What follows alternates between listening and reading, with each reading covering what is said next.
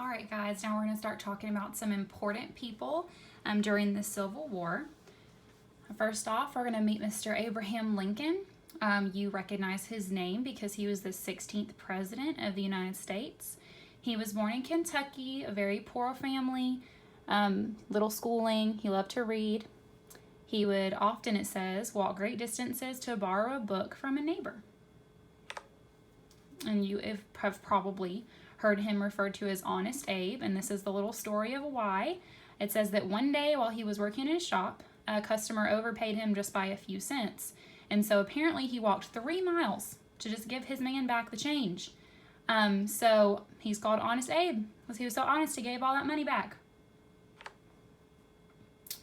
In 1860, like I said, he was elected the 16th President of the United States. And soon after, the Civil War broke out. So he was president during the Civil War. Right? He's most famous for Gettysburg Address. This was a very famous speech that usually I would give us like a little reenactment video to watch. I might put it to the module as an option if you want to see a reenactment. Basically, during his Gettysburg Address, he talked about how equality is what our nation is built on. That every man, woman, child, we all have equal rights, and that it's not right to own slavery because obviously that goes against, our beliefs in the Declaration of Independence, equality for all. In 1863, he signed a very, very important document called the Emancipation Proclamation that freed the slaves, ending slavery. He was elected a second term. And then, as most of us know, he was shot a year later in a theater. That's a very well-known event in our history. But he is most known for bringing an end to slavery as the 16th President of the United States. So thank you, Abraham Lincoln. All right, now Robert E. Lee. We just talked about him in our last video. He was a very important general for the South during the Civil War. He graduated from a military academy at a very young age. President Lincoln actually asked Lee to command the Union Army, and that's for the North. But we know that he said no, obviously, because he was the general for the South. So he actually refused President Lincoln's request and joined the Confederate or the South side, right? Okay, so as general, he was known as the Gray Fox because he took a lot of kind of risky gambles that really paid off. He was very sneaky and smart, just like a fox. So he was really skillful, with his military strategies. Obviously, I hope so, graduating from a military academy, but that's why he's known as the Gray Fox. Unfortunately for Mr. Robert E. Lee, he surrendered to Ulysses S. Grant. Grant was the leader of the North, the Union Army. He surrendered to him in 1865 at the Appomattox Courthouse. You can look up different YouTube videos on that courthouse. You can still go today and view it. After the Civil War, Robert E. Lee became president of Washington College in Virginia, and he is obviously remembered today as a very important military leader during the Civil War. So Robert E. Lee, South.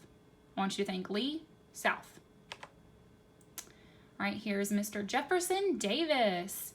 He was born in 1808, and he was actually named after President Thomas Jefferson. And if you remember Thomas Jefferson, he actually helped pen the Declaration of Independence.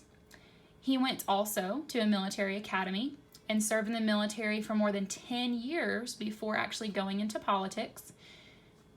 He's known throughout the South for powerful speeches about states' rights. Remember, the South wanted different states to, be able to make up basically their own laws and have their own kind of rules, if you want to call them rules. And remember, the North didn't think that that was okay. The North wanted the states to be united in a union. So in 1861, poor Mr. Davis, his Mississippi state home seceded from the Union, and I'm sure that he thought that was great, but what that means, guys, is that Mississippi decided to basically cut ties with the United States. They said, we don't want to be a part of this union anymore. We want to be an independent state. And that's saying something pretty big, okay? So Davis accepted the job as the president of the Confederate States of America, right? So these states in the South that wanted to break away from the Union, Mr. Davis here decided he was going to be president of those Confederate States of America, right? He hoped that the North would let the South secede peacefully, right, to go away without a war. Obviously, the North refused because we have the Civil War. When Lincoln refused to hand over Fort Sumter, and this is a little battle during the Civil War we'll talk about, Davis ordered the Confederate Army to attack, marking the very beginning of the Civil War. So we'll talk about the battle at Fort Sumter in a later video. Davis assigned Robert E. Lee to lead the Confederate Army. The South won several battles, but the North was, definitely bigger, had more troops, more supplies. Definitely they had the advantage, and eventually the North became victorious. Davis was captured, oh my goodness, shortly after General Lee surrendered. He went to prison for 2 years for betraying his country. That is known as treason. We learned about treason when we talked about Benedict Arnold. Meet Ulysses S. Grant. This is the leader, the general for the North of the Union Army during our Civil War. He was born in 1822. He grew up on a farm in Ohio, and his parents told him, listen, you better take school seriously. So as a child, he didn't really dream of becoming a military hero, but he proved to be by the end of the Civil War. In 1864, President Lincoln assigned Grant to be the general of the Union Army, after Robert E. Lee said no way and decided to go towards the South. Grant had many victories for the North, and he became known as a very great commander. After Lee surrendered to him, Grant enforced his own troops to treat the men from the South with respect, which I think is so very powerful. He became very popular after helping to win the war, and he decided to run for president.